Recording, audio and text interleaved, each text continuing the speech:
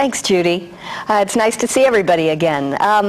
What we're doing today is, as our days get shorter and darker, it's a nice thing to bring the garden back inside and try to do a little gardening during the winter months, just to keep things alive and have fun during the winter months, still with gardening. So what we're going to do today is show you how to propagate some plants. We're going to do stem cuttings, rooted cuttings, show you how to transplant a pot-bound plant, and show you how you can have some fun during the winter months and keep gardening all year round. Yeah, and chase away some of those winter blues, Ann, as we go into the winter. So to do propagating, it's really an easy process to do, to bring that garden into the indoors. And it's something you can do right in your own home or apartment, in your kitchen area. So you see we've got several specimens of plants to do some cuttings from. We're going to take a root cutting from this spider plant here. And I've got some scissors. And of course, you always want to keep your scissors nice and clean. I put mine through the dishwasher and then I sterilize them with a little alcohol. You can put them in a 10% bleach solution. And I'm going to just cut that right off there. As you remember, your spider plants, they get all kinds of little babies. And this plant already has roots developing. Yes, so this is your root cutting. Do you see those roots right there? Perfect for propagating a plant. So we filled a 3-inch pot here with, of course, you have to have a nice clean pot, sterile pot, and we've got some wonderful transplant mix here that you can get from Gardener's Supply Company, and it's fabulous, all ready to go. And one thing you don't want to use for these seedlings or cuttings is soil from your own backyard. That would contain a lot of pathogens. You want to use a sterile mix.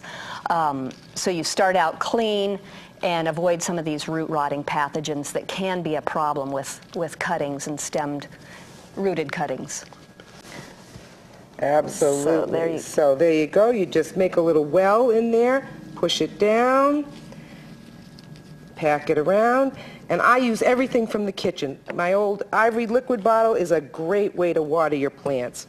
So there you go. There's our first root cutting of the spider plant. So you can have that. And we've got a streptocarpus here. We've got 4 different ones right here that one of my master gardener friends started for us. And you can see 4 beautiful plants. We'll pull them apart. And there's some beautiful roots in there. And we've got this is a plant propagation tray, also from Gardener's Supply. Pretty fancy, but works fabulously. And you're going to put that right down in there. It's self-watering. It has a capillary mat underneath that will help you to keep the plant watered. And there you go, already in there, and here's another little... I think we should show how to do some cuttings. Yes, now, some stem cuttings? Stem cuttings. Here's a purple passion plant right here. Oh, very good. Here's your scissors again. And what we've done, we've just taken this was a lettuce container that Donna had. It's a perfect propagation kit that you can just get from your own home. You make a cutting with clean scissors. Right below a node. And we've filled up these pots with soilless, sterile mix. We're going to put the cutting right in there. And then we can dip it in a rooting hormone that's right here. That'll help to promote root growth, and so we get plenty of those adventitious roots coming right up through. And you can get that rooting hormone at any gardening store. Did you want to put it in the, oh no, not that one's too big. That put in the dome. Yep. No, that's good. Oh, yes, we're putting this one in the dome. Yeah. Yes, thank you. Okay, so you're going to put that right in there. And this one is a little bit big, but for smaller cuttings like African violet, Donna will show you an African violet. Yes, let's do the African violet here, Ann. This is a really simple way to do this. You cut that right down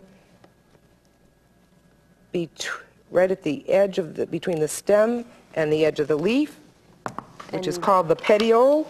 Dip it in that rooting hormone. And put it right in. And right in that pot. Great. And then we'd cover it up, keep it moist and out of the sunlight. And warm. You want to keep it about 75 degrees. And in about 4 weeks, you'll have some nice roots coming along there. Okay, and then another thing, once you get a full pot of roots, you'd like to repot the plant. This is what a plant would look like that's root bound. See all those roots that are just packed in there. You want to go to one size bigger pot. You don't want to go too big because that can cause root rots if you have a lot of wet soil in there. You put it in the new pot, pack soil around that pot, and you're ready to go. Give it a little bit of plant food. Right, Donna? Is that? Yes, we love this plant food from Gardeners. It's organic.